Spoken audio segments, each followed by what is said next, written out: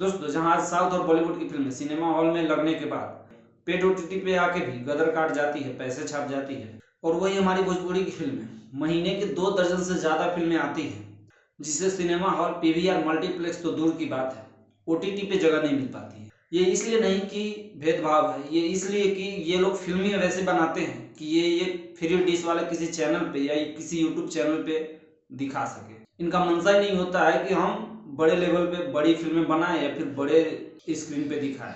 दोस्तों, ऐसी एक फिल्म का ट्रेलर आया है जिसका नाम है तारीख पर तारीख, तारीख पर तारीख। जी हाँ, फिल्म का नाम है तारीख। तारीख का ट्रेलर देख के मुझे ये यकीन हो गया था कि ये फिल्म सिनेमा हॉल में लगने के लिए नहीं बनाई गई है। ये फिल्म सिनेमा हॉल में कतई नहीं लगाई जाएगी। ये मैं दावे के साथ कह सकता हूँ कि ये किसी यूट्यूब चैनल पे या फिर और टीवी पे ही दिखाई जाएगी। सिनेमा हॉल का रास्ता दूर दूर तक नहीं दिख रहा है। तो इसी तारीख के ऊपर हम बात करेंगे। क्या है कुछ खास या पूरी है बकवास? तो चलिए करते हैं चर्चा। देखिए, वैसे तो किसी भी भोजपुरी फिल्म का ट्रेलर आप देखोगे तो पूरी की पूरी फिल्म की कहानी समझ में आ जाती है, पूरी फिल्म देखने की जरूरत भी नहीं पड़ती है। लेकिन इसमें अलग है। इस फिल्म में ट्रेलर देखने के बाद मुझे कहानी बिल्कुल समझ में नहीं आई। अरे कहना क्या चाहते हो? नहीं, ट्रेलर ऐसा नहीं काटा गया है बॉलीवुड फिल्मों की तरह कि मतलब मेन कहानी छुपा दिया गया हो, ऐसा कुछ नहीं है।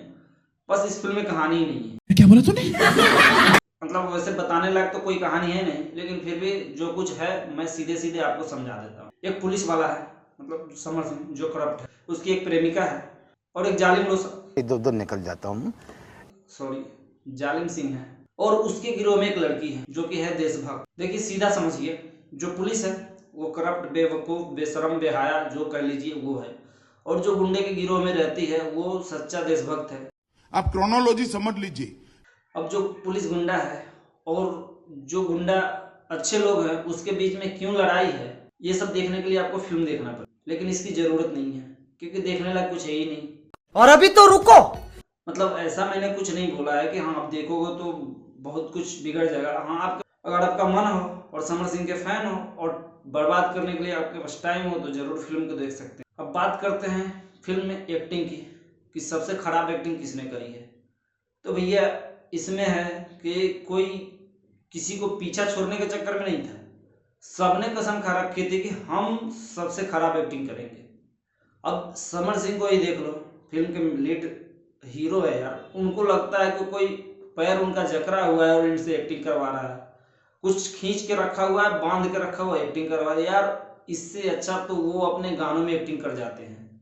मतलब क्या मजबूरी थी हर डायलॉग को कसा कसा बोलने का? ऐसा लग रहा है कि कोई मतलब बोला है कि अगर थोड़ा सा एनर्जी में बोलोगे या फिर थोड़ा सा फ्री होकर बोलोगे तो तुम्हें जान से मार दिया जाएगा। बिल्कुल इतना वाहियात एक्टिंग तो मैंने आज तक नहीं देखी है। सबने बुरी एक्टिंग करने में बराबर की हिस्सेदारी ली है, चाहे वो हीरो, हीरोइन या फिर विलेन जो भी हो। सबने एक से एक ओवर एक्टिंग और घटिया एक्टिंग करी है। अरे बाप रे, ये तो धोती खोल रहा है। बात कर लेते हैं फिल्म के गानों की। भैया, एक भी वैसा गाना नहीं है जो आप सुन के कहोगे चलो फिल्म तो अच्छी नहीं है, कम से कम गाना ही सुन के इंटरटेन हो जाएंगे।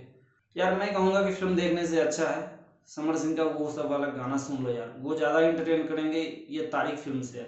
जितनी बुरी फिल्म की कहानी, जितने बुरे फिल्म के गाना, उससे कहीं ज़्यादा बुरी और मतलब जान लेने वाले फिल्म के एक्शन सीन हैं। मतलब कसम से कुछ भी, मतलब वीएफएक्स का ऐसा इस्तेमाल किया गया है कि कोई अगर हाथ उठा रहा है, अभी हाथ यहाँ है, तब तक बंदा गिर जा रहा है। गोली लग रहा है, यहाँ लग रहा है कि पान का थूका मार रहा है। क्या मतलब है यार, कुछ भी दिखा रहे हो।